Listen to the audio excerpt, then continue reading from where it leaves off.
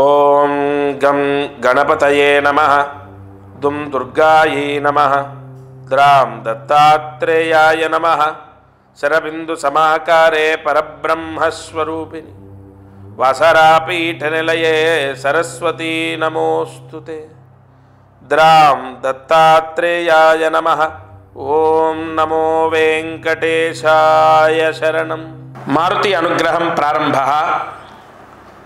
30 September 2025 ఆశ్వీజమాసం శుక్లపక్షం నవరాత్రుల్లో అష్టమి తిథి.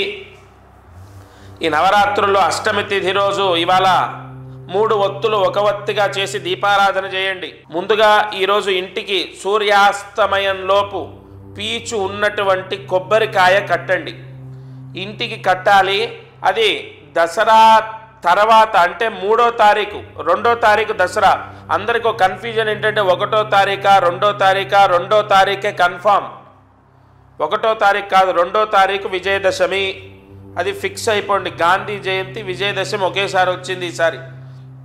అయితే 3వ తారీఖు నాడు ఏకాదశి తిథి రోజు ఈరోజు ఏదైతే నేను చెప్పిన పీచు ఉన్న కొబ్బరికాయ ఇంటికి కడతారో, ఇంటికంటే ఎక్కడ కట్టాలి? గుమ్మడికాయ దగ్గర కట్టాలి. గుమ్మడికాయ మీ ఇంటికి ఎక్కడుంటే అక్కడ. మళ్ళీ అందులో కన్ఫ్యూజన్ ఏంటంటే సొంతిల్లు అయితే అద్దిల్లు అయితే ఏదైనా పర్వాలేదు, తప్పకుండా మీ ఇంటి ద్వారానికి కట్టండి లేదా గుమ్మడికాయ దగ్గర కట్టండి. మీకు ఎక్కడ వీలుంటే అక్కడ ఇంటి బయట పీచు ఉన్న కొబ్బరికాయ ఎలా కట్టాలండి? దానికి ఏముంటుంది, ఎలా కట్టాలంటే ఒక ఎర్రటి వస్త్రంలో పెట్టి ఆ వస్త్ర సమేతంగా కట్టండి.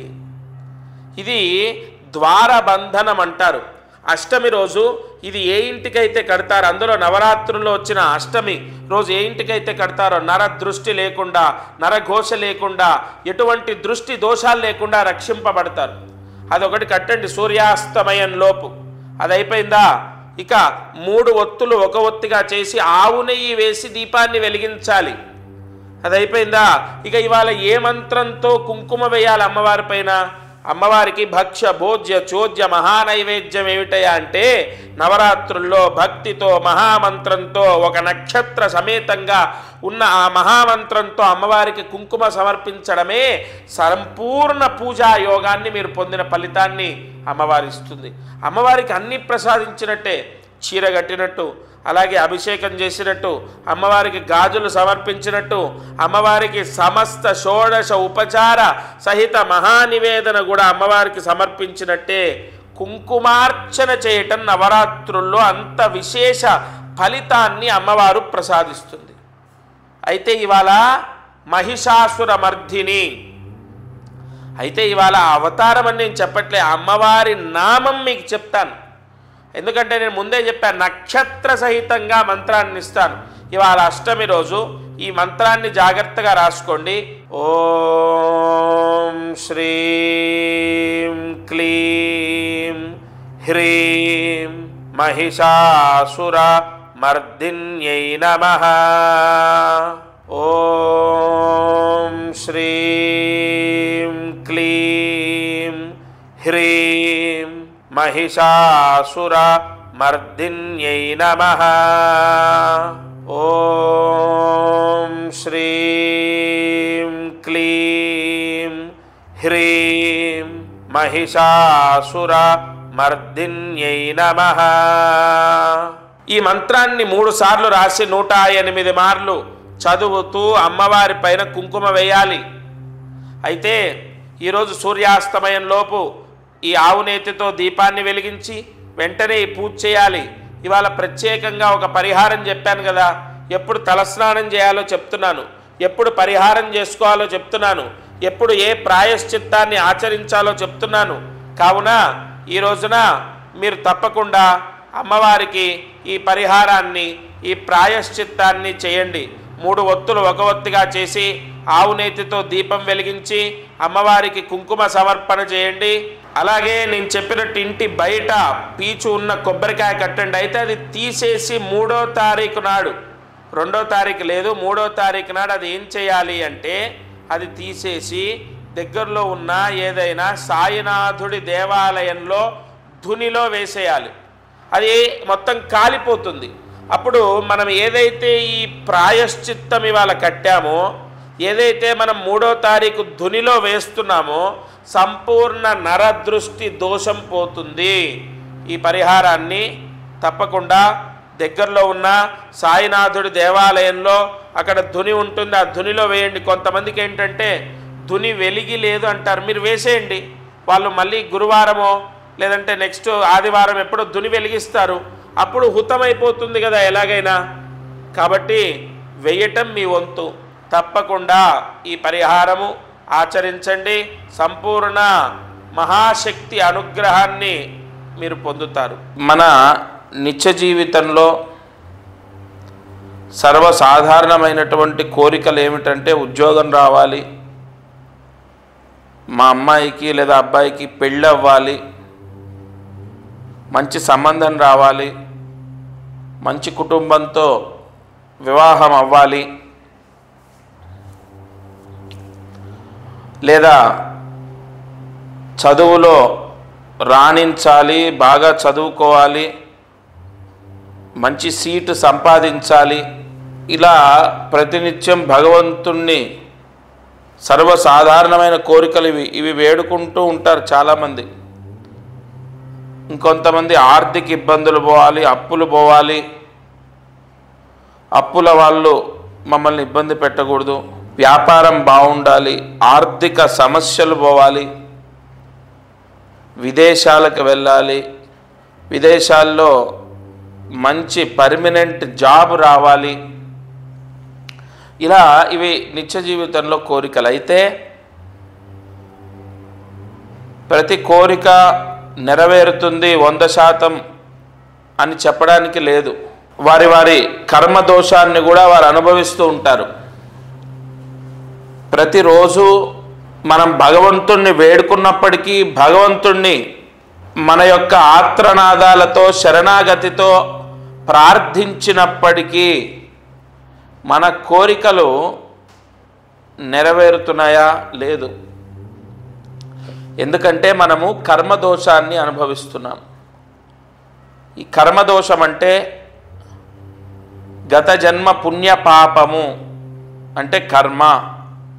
అందుకే మనము కర్మని అనుసరించి భగవంతుడి యొక్క అనుగ్రహాన్ని పొందుతాం కలియుగంలో. అటువంటి ఒక అద్భుతమైన పరిహారం, చాలా చిన్న పరిహారం, చాలా సులువైనటువంటి పరిహారం. ఈ విజయదశమి, ఈ దసరా రోజు మీరు చేయబోతున్నారు. మీరు చేసుకుంటే మీకు మంచిది. అక్టోబర్ 2వ తారీఖు దసరా, విజయదశమి. ఆ రోజు గురువారం. ఆ రోజు చాలా విశేషమైన ముహూర్తం. అది మనం ప్రత్యేకంగా చెప్పక్కర్లే. అయితే ఈ అక్టోబర్ 2వ తారీఖు మీ ఇంటికి మీరు లక్ష్మీ ఆవాహనం చేయాలి. అంటే ఇక్కడ ఒక పరిహారం మీకు నేను చూపించే ప్రయత్నం చేస్తాను. ఈ పరిహారము త్రికోణ మంత్రంతో బంధింప చేసినటువంటి పరిహారం. బంధింపజేసినటువంటి త్రికోణ మంత్రశక్తి ఇంటి ద్వారానికి కట్టాలి. ఇంటి ద్వారానికి మామిడాకులు ఎలాగైతే కడతామో ఇంటి ద్వారానికి ఈ పరిహారాన్ని కట్టాలి. మీరు ఎప్పుడైనా గుర్తుపెట్టుకుంటే మనకు లక్ష్మీదేవి నివసించే ప్రదేశాల్లో ద్వారం ఒకటి. ఇది నేను చెప్పే మాట కాదు, మీరు అనేక పురాణాల్లో తీసుకోండి. అందుకే ద్వారం ఉంటేనే ఇల్లు, ద్వారం ఉంటేనే అది గృహము, గృహయోగము అని మనం ఆ పదాన్ని వాడతాం. ఇప్పుడు నేను చెప్పిన ఈ పరిహారము ఇంటి ద్వారానికి కట్టాలి. మీకు విపరీతమైన ఖర్చుతో చేసే పరిహారం కూడా కాదు. ఎందుకంటే మనం జపాలు చేస్తాం, హోమాలు చేస్తాం, ఎన్నో, అంటే ఒక జపం చేస్తే వాళ్ళ 5,000 నుంచి 50,000 వరకు ఖర్చు అవుతుంది.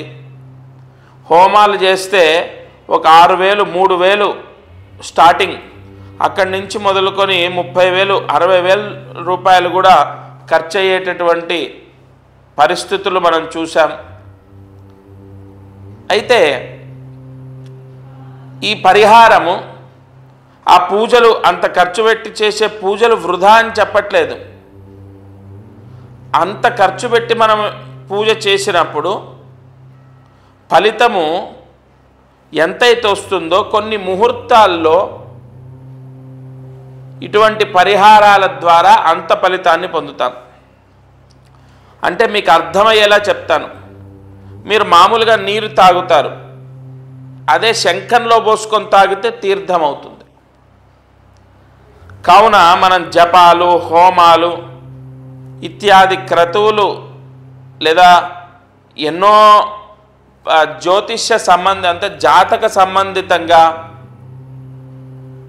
అబ్బాయి గురించి, అమ్మాయి గురించి, లేదా వ్యాపారం గురించి, లేదా చదువు గురించి, ఇంకోటి ఇలా ఎన్నో పరిహారాలు చేశాము.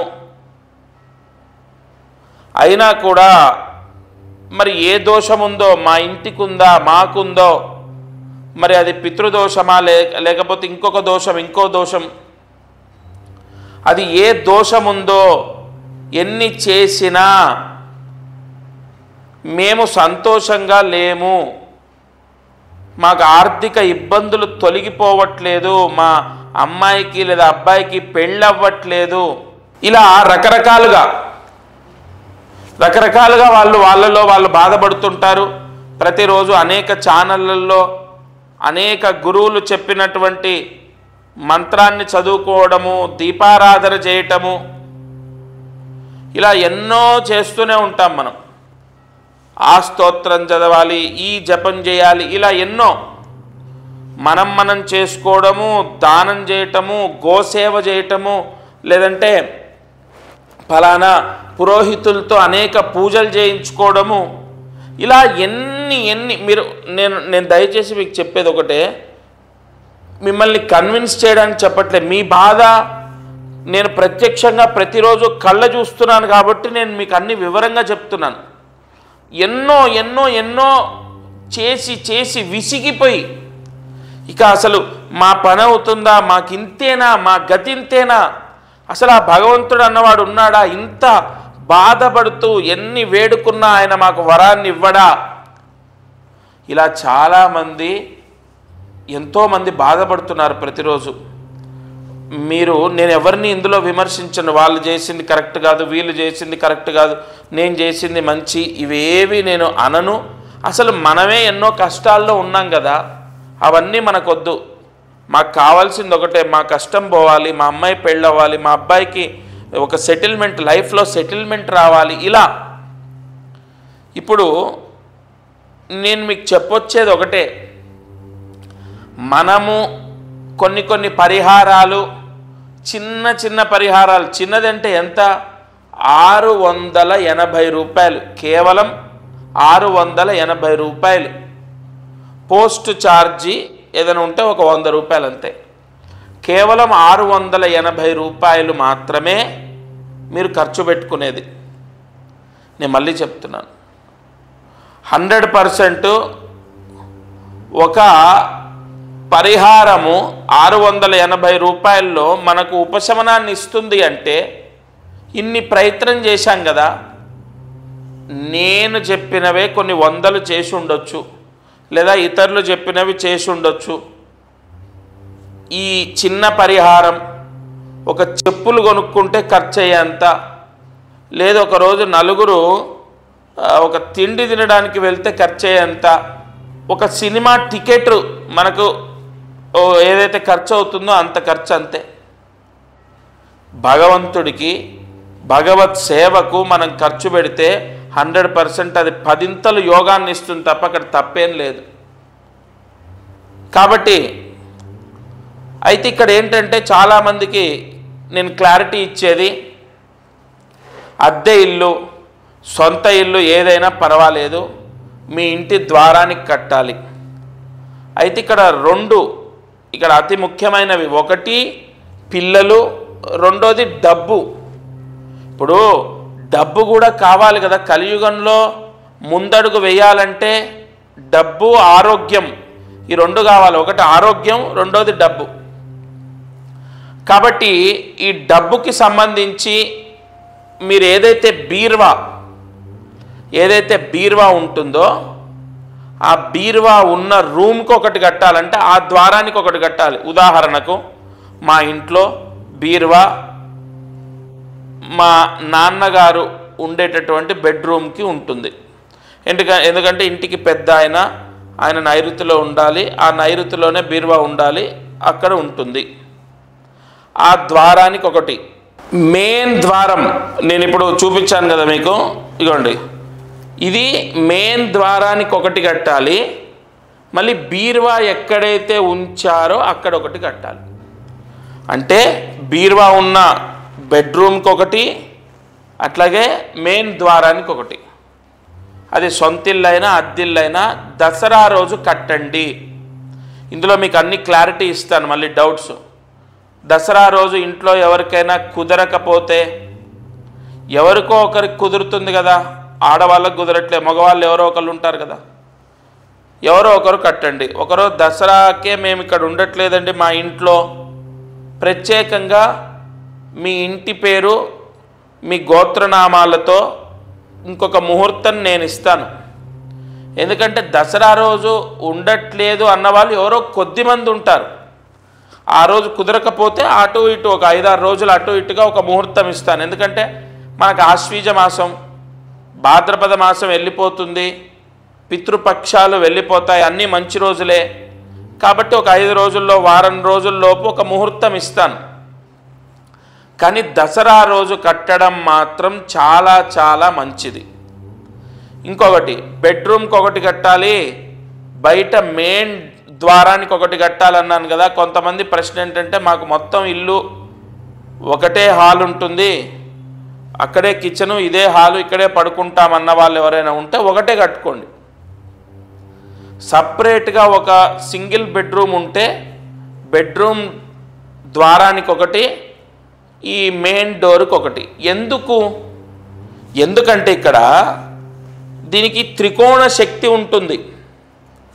ఆరోగ్య సమస్యలు పోవడానికి, విశేష ధనయోగం, వ్యాపార యోగం, ఉద్యోగ యోగానికి, తర్వాత పిల్లలు, చదువు, వివాహాలు, వైవాహిక సమస్యలు, సంతాన దోషము, వీటికి ఇప్పుడు ఇందులో అన్నీ వచ్చాయి. ఆరోగ్య సమస్యలు, ఆర్థిక సమస్యలు, ఉద్యోగ సమస్యలు, వివాహ సమస్యలు, అలాగే విదేశీ యోగము, వైవాహిక సమస్య, పెళ్ళవ్వటము, పిల్లలు, సంతాన యోగం, ముఖ్యంగా విద్యార్థులు అంటే చెప్పిన మాట విని ఎదురు మాట్లాడకుండా బాగా చదువుకోవడానికి ఇది. ఇట్లాగా ఈ త్రికోణ బంధనము, లక్ష్మీ బంధనం చేసినటువంటిది మనం కడతాం.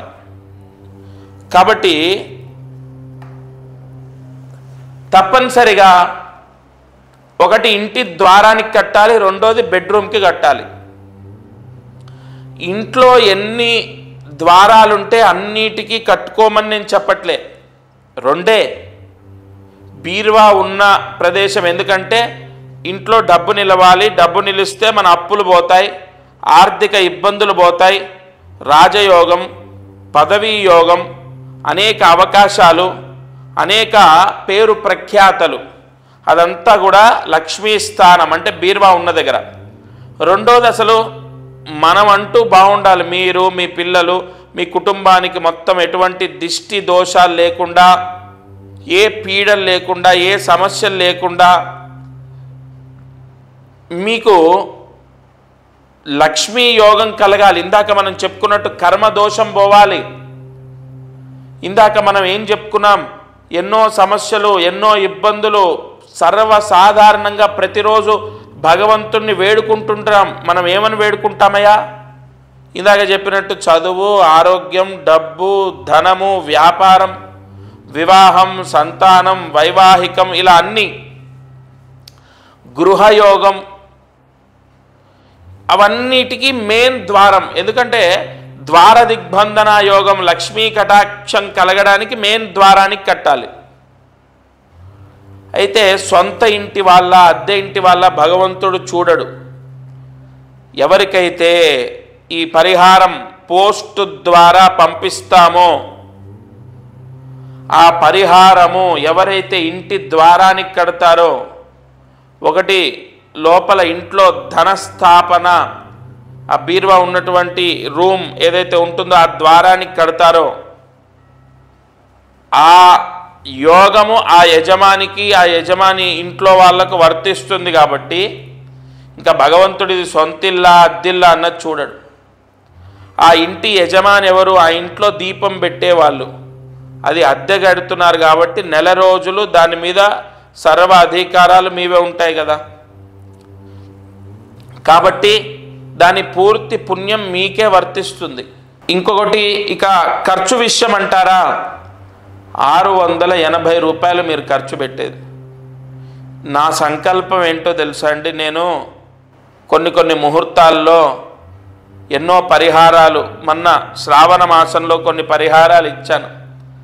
ఇలా చిన్న పరిహారాలు నా ట్రస్ట్ ద్వారా సాధ్యమైనంత వరకు అందరికీ అందించాలి.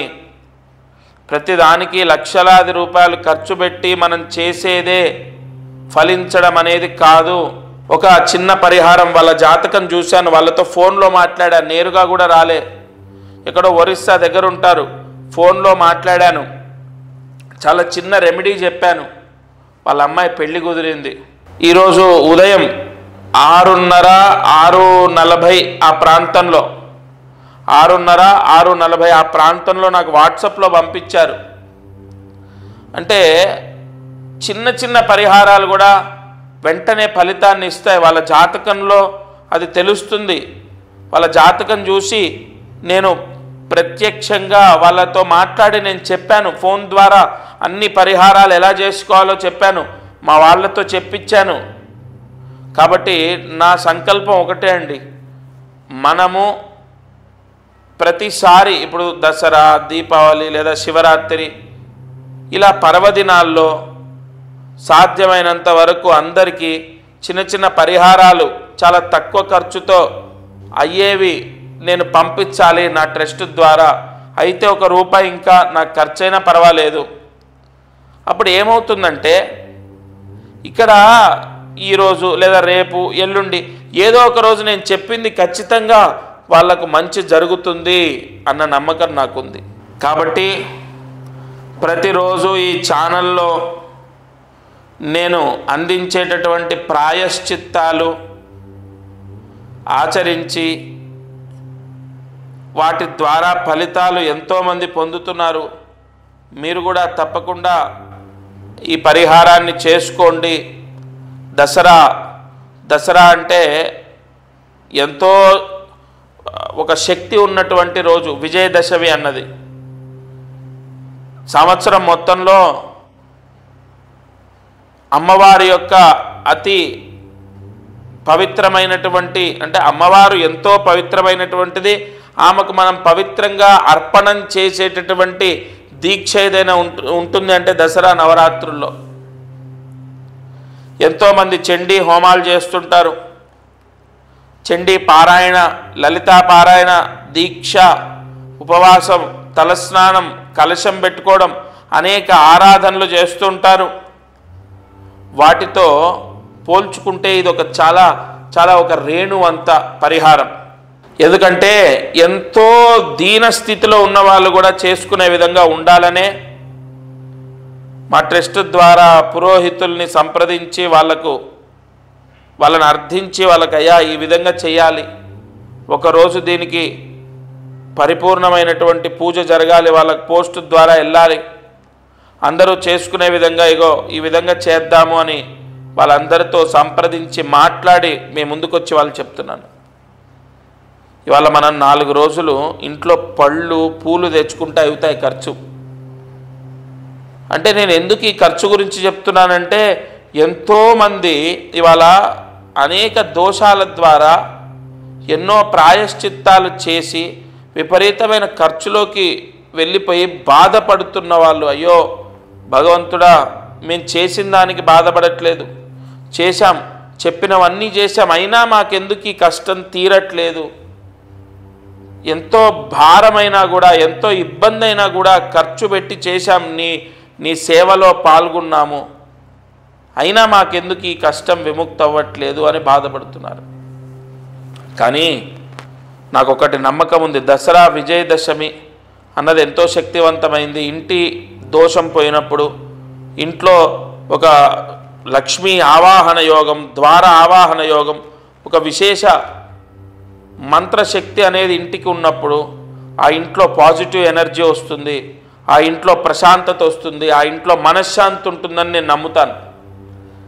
చాలామందికి వాస్తు దోషం ఉండడం వల్ల, ఆ వాస్తు దోషం వల్ల కూడా మనశ్శాంతి లేకపోవడం, పిల్లలకు పెళ్ళిళ్ళు అవ్వకపోవడం, పిల్లలకు సరైన ఉద్యోగాలు లేకపోవడం, ఆ ఇంట్లో అసలు ఒక్క రూపాయి నిలబడదు తెలుసా.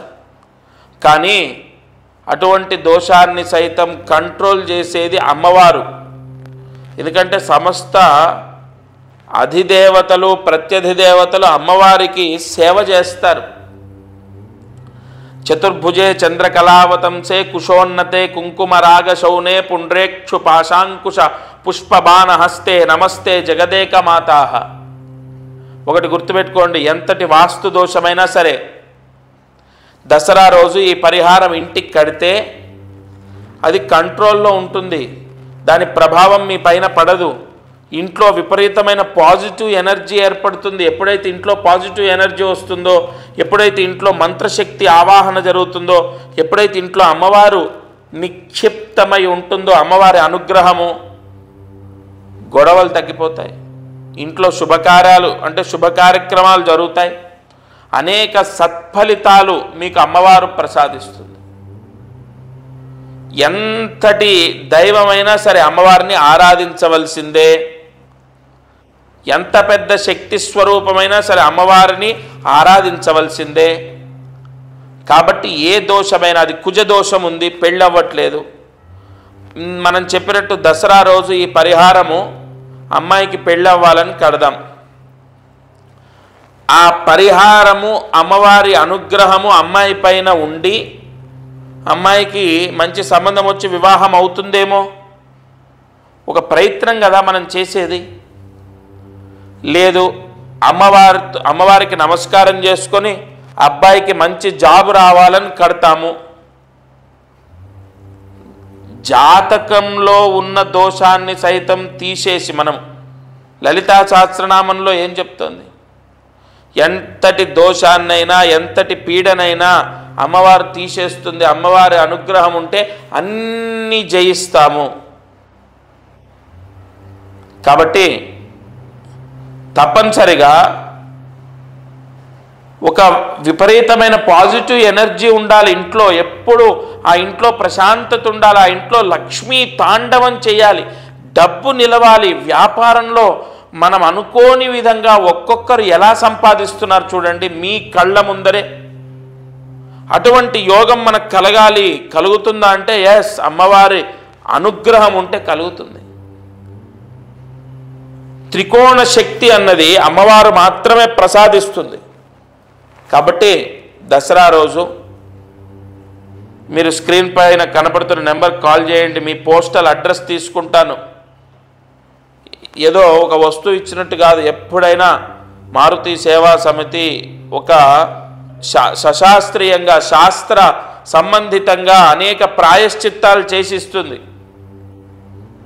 సంపూర్ణంగా మీ గోత్రనామాలు తీసుకొని మీ అడ్రస్ తీసుకొని దానికి పూజలు ఇత్యాది మంత్ర దిగ్బంధనం చేసిన తర్వాత మీకు పోస్ట్లో పంపిస్తాను. అది ఇంటికి కట్టాలి, అది కూడా దసరా రోజు కట్టాలి, విజయదశమి రోజు కట్టండి. ఏ కోరిక అయితే కోరుకొని మీరు ఇంటి ద్వారానికి కడతారో ఆ కోరిక నెరవేరుతుంది. నేను చెప్పట్లే, అమ్మవారి మీద భారం వేసి నేను కూడా నాకు కోరుకుంది, నేను కడతాను, అమ్మవారు తీరుస్తుందని నేను గుడ్డిగా నమ్ముతున్నాను. ఎందుకంటే నేను వేలాది రూపాయలు ఏమీ అక్కడ ఖర్చు పెట్టట్లే, నాకు తలకు మించిన భారం కూడా ఏం కాదు. తప్పకుండా నేను చెప్పిన మాటలు ఆ వాగ్దేవి నాతో పలికించిందని నమ్ముతున్నాను. మీ అందరి సమస్య, మీ కష్టం విముక్తి అవ్వడానికి ఇది ఒక మార్గం నా ద్వారా మీకు అందిస్తుంది అనుకుంటున్నాను. ఒకటి ఇంటి ద్వారానికి కట్టాలి, ఇంకొకటి మీ బీరువా ఏదైతే ఉంటుందో ఆ బెడ్రూమ్ లేదా ఆ రూమ్ ద్వారానికి కట్టాలి. అది కూడా దసరా రోజు ఇంట్లో మీరు ఆడవారికి కుదరకపోతే మీరు కట్టండి. అసలు దసరా రోజే మీకు కుదరదు అంటే ఇంకో ముహూర్తం మీరు నెంబర్కి కాల్ చేయండి, మీ నక్షత్రాన్ని బట్టి నేను ఇంకొక ముహూర్తం ఇస్తాను. ఒకటి మాత్రం నేను మనస్ఫూర్తిగా అమ్మవారిని తలుచుకొని చెప్తున్నాను, ప్రతిసారి దసరాకు నేను చెప్పిన పరిహారం ఎంతో వెంటనే ఫలితాన్ని ప్రసాదించింది భక్తులకు. అది అమ్మవారి అనుగ్రహం కాకపోతే ఏంటి? తప్పకుండా ఈ దసరా కూడా మీకు మీ కోరికలు నెరవేర్చేటట్టు అమ్మవారు అద్భుతమైన వరాన్ని ప్రసాదిస్తుంది. ముందు ఇంట్లో నేను చెప్పినట్టు ఒక పాజిటివ్ ఎనర్జీ ఉండాలి కాబట్టి ఇంటికి కట్టుకుందాం. ఆ ద్వారంలో లక్ష్మీదేవి మనకు ప్రసన్నమై మనల్ని అనుగ్రహిస్తుంది.